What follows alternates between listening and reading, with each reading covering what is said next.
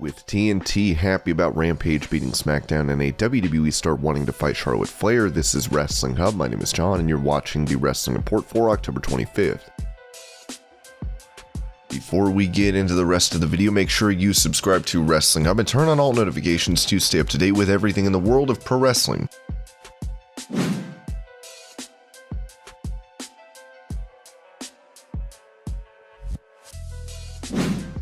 For many months, Keith Lee had been absent from television, with it later revealed he was having health issues related to COVID. Now he's back and has gone through a name change. Speaking to Ryan Satin, he admitted that he thought his career was over while recovering. I wasn't feeling bad personally, originally. There were things that were going on that I didn't really understand. Problem with this COVID thing is no one really knows what's going on. It's a trial and error situation. Everyone experiences different things. Sometimes these after effects hit people differently. Sometimes COVID hits people differently. Some people it doesn't really hit at all. In my case, I just assumed that I would be fine. I'm okay. I tested positive and in a couple weeks, we'll get back to what we got to do. I came back after 3 weeks. I had that match with Riddle on February 8th. The next day I got a call saying there was something odd in my blood, which gave the idea there was an inflammation. That led to multiple MRIs and really uncomfortable machines that jammed up this shoulder. At the time, yes, I felt some things that were odd, but I didn't understand them to be that. I just assumed because other people were having different scenarios that were odd post-COVID that maybe it was going to take a little bit longer to get back to normal. I didn't feel abnormal, but there were just some small things that felt odd. One MRI passed and we were like, okay, we're going to have to give it a week, 2 weeks or whatever, and then we'll do another one. The second one was worse than that. It led to me, we can't work out or do anything until we figure this out. Then it became very uncomfortable because even then I knew what the potential endgame could be. I wasn't telling my family. I wasn't telling Mia because it's something not in our control. It's something I didn't want them to stress about. It was a personal battle that I tried to calm on my own, and for the most part stayed quiet about it regardless of timing. Just absurd amounts of messages. I'm not sure what it is about people thinking that their demand should be met in knowing what's going on in my personal life. I'm generally a private person, so it took me a long time to share what was going on because it was my own personal fight and I wanted to fight it. There was nothing more important than fighting it to me. To this day, I still have some friends over a year later that are suffering from effects that are post-COVID. At the end of the day, I'm just grateful for the fact that I was even able to come back and be back in the ring, because that 4th or 5th MRI, when I had to go to Pittsburgh, I was resigned to the fact that my career was done. I was just ready to be like, okay, I guess it's time to pursue some other projects that I have an interest in. Then I got some good news. It took a lot of work to come back, because when you're a 340-pound athlete, the amount of training, power, and explosiveness that it takes to be a guy that's 340 and does backflips. Then it was 5 months that he couldn't work out. Then coming back out of nowhere, it's like 5 weeks of just dying. Trying to come back was like, how have I not trained a thing? Then I come back and try to do cardio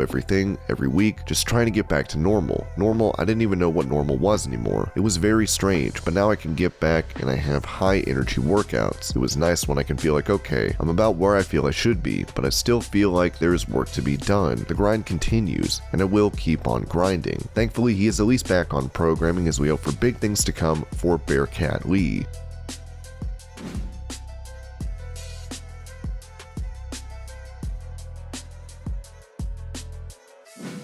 In that same interview, Lee talked about his current character and was asked about how hands-on Vince McMahon was regarding it. Lee then said McMahon is very hands-on, which is something he needs. One thing I've had fun with is that it's been probably one of the greatest challenges. It's something that people point out. You're a naturally nice guy. I want to see the other side. I'm like, you don't want that guy. The professional Keith is the best case scenario, because the guy that played football and the guy who has been through all of it in his life is a different being altogether. They want it and it's coming. And there's not much anybody will be able to do about it, because when I get to that mindset and I'm so fixated, it's kind of a jet that is hard to stop. Trying to stop a jet with a piece of paper. It'll be interesting. I would say he's been quite hands-on, which is honestly something I need, because I want to know what he wants as opposed to making a guess or estimation or hypothesis. If I know what he wants directly, it makes it that much easier to give him what he's looking for. He's the man. He runs this. If he wants a specific thing out of his talent, then the talent is to give him what he wants.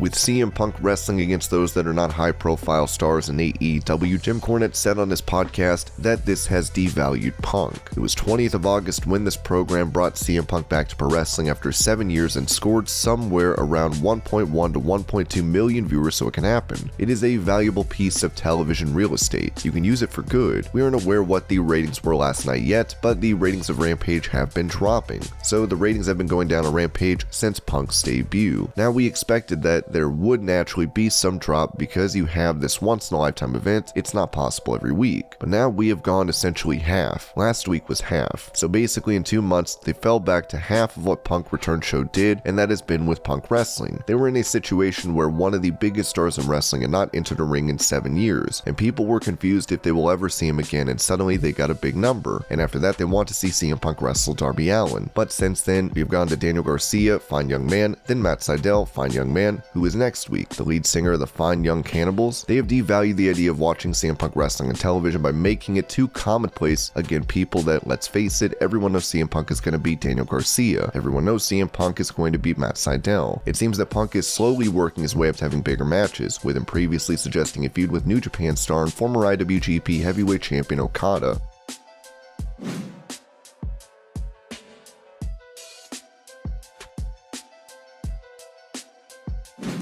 On his podcast, Cornette also talked about Orange Cassidy defeating Powerhouse Hobbs in the AEW World Title Eliminator, with the former manager and promoter worried that Tony Khan might make him champion. Tony Khan might just be insane enough to put the world title on this idiot at some point. That doesn't mean that anyone else with cognitive thinking believes that it should happen. For one thing, nobody's even explained what this thing is anyway. Why does he do these things? Why does he act this way? What is the deal with him? Nobody knows, nobody cares. It is way past old with this guy. It was a one-note joke that was not funny at the start except to certain people, and then it got less funny and nothing has ever changed. There is nothing different about it. He does the same stuff, he looks the same, he does the same stuff, which is almost nothing, and it is an embarrassment to the professional wrestling industry. Despite even CM Punk saying he doesn't get Orange Cassidy, he is one of the most popular in the promotion, as we'll have to see how he continues to fare in this tournament.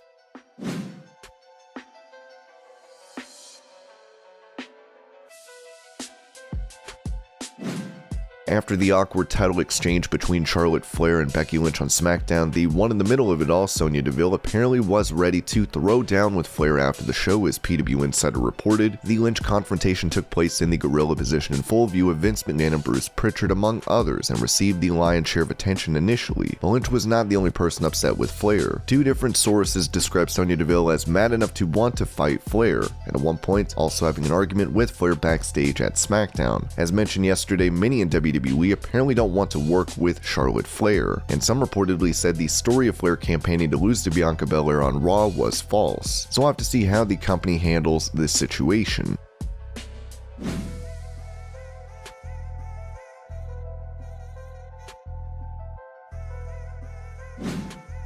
Rey Mysterio is having a great time in WWE, getting to be a part of his son Dominik's wrestling career in the company. Speaking to TMZ Sports, Rey said his son will outshine him. "I've told my son from the beginning, you're going to be better than your old man, and I keep saying this over and over and over to him. I can't wait for the day for him to become his own man, although in a way he already is, and for me, it's hard as a father to kind of let him go and fly on his own. But I truly believe in my heart, and I don't just say this so he can stamp it in his head, but he's going to be better than his old man." With Rey Mysterio being a former world champion, Dominik has big shoes to fill going forward.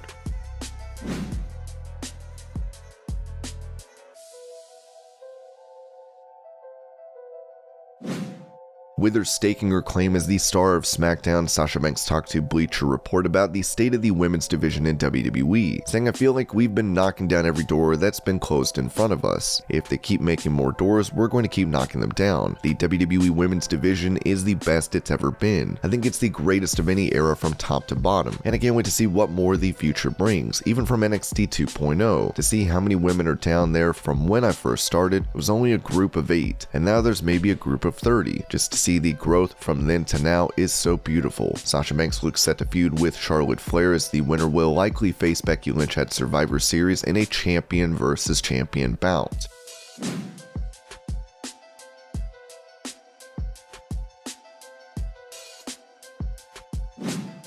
On the 15th, Smackdown aired for an extra half hour on FS1, which led to a head-to-head ratings battle with AEW Rampage. While Smackdown had more overall viewers, Rampage edged out WWE in the 18 to 49 demographic. On Busted Open Radio, AEW President Tony Khan touched on this, saying TNT is over the moon about their success. We put our chips in. A really smart person in wrestling said this to me a few days ago, someone who works in AEW, and what's cool about AEW is I don't think it's just my chips, it's everyone's. We're a team, and if you're on the AEW team, these are your chips too. Somebody said to me, Tony, you put all of our chips in. You made this bet and we won, and it's awesome, and we're all so happy about it. This is a great time for us. He was right. We won because of our wrestlers and the great people that work here, and especially the fans. I know Friday night isn't always the easiest time to watch a wrestling show, especially 10 o'clock, but the fans have been turning out in different ways. There's a lot of ways to watch Rampage, whether you watch it at home on TV, or at a tablet, or at a bar, on their TV, or on your smartphone. Anybody, for the most part, with a phone these days can get the TNT app. If you have cable or a streaming platform that subscribes to TNT, you can watch it on your phone on the TNT app. A lot of people tuned in on Friday to watch the show. I'm very gratified by the support. I haven't said much about it since we won, other than just thanking people for the support and some very brief celebration tweets as the numbers came in, which is really, in this world, is really at the buzzer, the post-buzzer celebration. Since the numbers came in, I really haven't said much because I think those numbers speak for themselves. I'm just really proud that we won that head-to-head. We didn't make the choice to go head-to-head for 30 minutes against the competition, especially when they decided to do 30 minutes commercial-free, and they lost. I think it was great for us.